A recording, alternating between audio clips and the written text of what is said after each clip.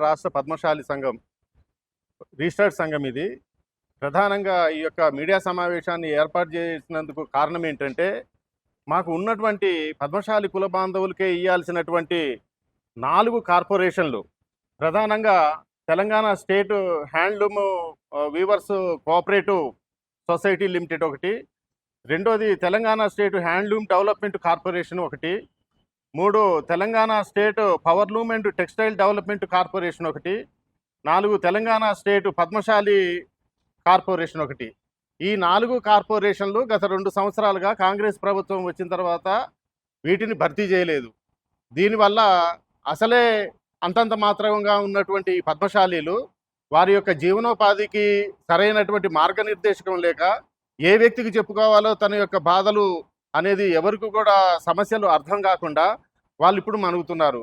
ఇప్పుడు మేము గొంతెమ్మ కోరికలు ఏం కోరట్లేదు. కేవలం మా యొక్క కార్పొరేషన్లు కేవలం పద్మశాలీలతోటే భర్తీ చేయాలనేది ప్రభుత్వం ముందు ఉంచుతున్నటువంటి డిమాండ్. ఇందులో ప్రభుత్వం ఒకటి ఆలోచిస్తున్నది. ఇందులో 4 కార్పొరేషన్లలో ఇప్పుడు 2 కార్పొరేషన్లే మేము డెవలప్మెంట్ చేస్తామని నింపుతామని, మిగతా 2 కార్పొరేషన్లు ఇది పరిశ్రమకి సంబంధించిన ఈ 2 కార్పొరేషన్లు ఏవైతే ఉన్నాయో అది పద్మశాలేతరులకి, అంటే పద్మశాలి కాని వాళ్ళకి కార్పొరేషన్లు ఇస్తామనేది ఒకటి ముందుకు వస్తున్నటువంటి వ్యవహారం.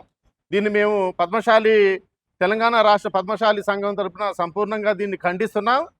4కి 4 అంటే ప్రధానంగా Padmashali corporation, handloom corporation, powerloom corporation మరియు టెక్స్టైల్ కార్పొరేషన్, ఈ 4 కార్పొరేషన్లు కూడా పద్మశాలీలతోటి మాత్రమే నింపాలని డిమాండ్ చేస్తున్నాం. అదే రకంగా ప్రధానంగా ఉన్నటువంటి మా యొక్క జీవనోపాధి కొరకు పద్మశాలీలు మీ అందరికీ తెలుసు, వ్యవసాయం తర్వాత ప్రధానమైనటువంటి వృత్తి ఈ యొక్క నేత వృత్తి.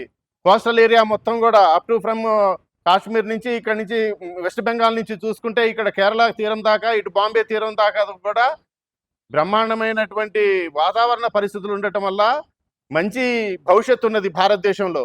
కానీ ప్రభుత్వం చేసేటటువంటి నిర్లక్ష్య ధోరణి వల్ల ఈ యొక్క టెక్స్టైల్ కార్పొరేషన్ అయితేంది, పవర్లూమ్ కార్పొరేషన్ అయితే పద్మశాలి కులాలకు సంబంధించినటువంటి చాలా వెనకబడి ప్రతిరోజు కూడా ఆత్మహత్యలు చేసుకునేటటువంటి సందర్భం.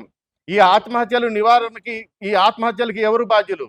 ఈ నివారణ చేయాల్సినటువంటి బాధ్యత ప్రభుత్వం మీద ఉన్నదా లేదా అని ప్రశ్నిస్తున్నాం. దేనికి ఆత్మహత్యలు చేసుకుంటున్నారు అంటే, మేము ప్రభుత్వాన్ని డిమాండ్ చేసేది ఏంటంటే, ప్రధానంగా ఈ 4 కార్పొరేషన్ని పద్మశాలీలతోటే నింపటం అనేది కాకుండా రైతు బంధు తరహాలో మాకు చేనేత బంధు కూడా ఇవ్వాలి. మేము రైతులతోటి అంటే బ్రహ్మాండమైన వృత్తి, మేము పద్మశాలీలు అంటే ఇన్బిల్ట్ ఇంటెలెక్చువల్స్, మేము పుట్టుకతోటే ఆ యొక్క వృత్తి విద్యని నేర్చుకొని పుడుతున్నాం మేము. కాబట్టి రైతు బంధు తరహాలోనే ఇక్కడ కూడా మాకు చేనేత బంధు అనే దాన్ని మీరు ఇమీడియట్గా మీరు ఇవ్వాల్సినటువంటి అవసరం ఉంది. రైతులు ఎంత ముఖ్యమో చేనేత కూడా అంత ముఖ్యము. రైట్ అండ్ లెఫ్ట్ హ్యాండ్స్ రెండింటిని సమభాగంలో చూసుకున్నప్పుడుగా మాత్రమే ఈ ప్రభుత్వం ఈ పద్మశాలీల యొక్క మనసులు దోచుకొని వాళ్ళ యొక్క ప్రభుత్వాన్ని స్థిరంగా ఏర్పాటు చేసుకునేటటువంటి అవకాశం ఉంటుంది. 30 లక్షల మంది ఉన్నటువంటి జనాభాని మీరు అశ్రద్ధ చేయటం మంచిది కాదు అని కోరుతున్నాం. అదే విధంగా ఇంకొకటి, చేనేత పెన్షన్ని మీరు అన్ని రకాలుగా ఉన్నాయి. ఇందులో అమలులో ఉన్న చేనేత పెన్షన్, చేనేత హస్తం లేదా ఇతర సంక్షేమ పథకాలు జీవన వ్యయాలకు సరిపోవటం లేదు. కాబట్టి చేనేత పెన్షన్ని ప్రతి వ్యక్తికి కూడా అనుసంధానం చేయాలి. చేనేత పెన్షన్ని 5,000 రూపాయలకి తక్కువ కాకుండా, ప్రతి ఒక్క కుటుంబానికి 5,000 రూపాయలకి తక్కువ కాకుండా చేనేత పెన్షన్ని చేయాలని మేము డిమాండ్ చేస్తున్నాం. అయితే పద్మశాలి యువతలకు ప్రాధాన్యత ఇప్పుడు ఇక్కడ నుంచి పద్మశాలి యువతకి ఇక్కడ సరైనటువంటి ఉపాధి అవకాశాలు లేక బాంబే, సూరత్ మరియు భివండి వెళ్తున్నారు కడుపు చేత పట్టుకొని, పొట్ట చేత పట్టుకొని. ఇది చాలా శోచనీయమైనటువంటి విషయం. మీ రాష్ట్రంలో ఉన్నటువంటి చేనేత కార్మికులు సరైన ఉపాధి లేకుండా వేరే రాష్ట్రానికి పోతున్నారు అనంటే అది మీకు ఈ ప్రభుత్వానికే నామోషి. కాబట్టి పవర్లూమ్ యూనిట్లు, చేనేత క్లస్టర్లు, వస్త్ర ఆధారిత MSME, marginal and small scale ఇండస్ట్రీస్కి ఇతోధికంగా రుణాలు ఇచ్చినట్లయితే వాళ్ళ యొక్క ప్రపంచవ్యాప్తంగా చాలా ఈ యొక్క రాష్ట్రానికి, దేశానికే గర్వకారణమైనటువంటి ఈ చేనేత పరిశ్రమని ఇంకా ముందుకు తీసుకొని పోవటానికి చాలా అవకాశాలు ఉన్నాయి. కాబట్టి ఈ యొక్క పద్మశాలి యువత ఎవరైతే ఉన్నారో వాళ్ళ యొక్క వృత్తిని దాటిపోకుండా ఈ వృత్తిని వదిలివేదలకుండా వాళ్ళకి వస్త్ర ఆధారిత ఎంఎస్ఎంఈ పరిశ్రమను ఇవ్వాలి. మరియు దీర్ఘకాలిక రుణాలు వడ్డీ సబ్సిడీ 90% సబ్సిడీ తోటి వడ్డీకి కావాల్సినటువంటి రుణాలు కూడా ఇవ్వాలని డిమాండ్ చేస్తున్నాం. వస్త్ర పవర్లూమ్లు ఎంఎస్ఎంఈలకి కూడా మేము డిమాండ్ చేస్తున్నాం.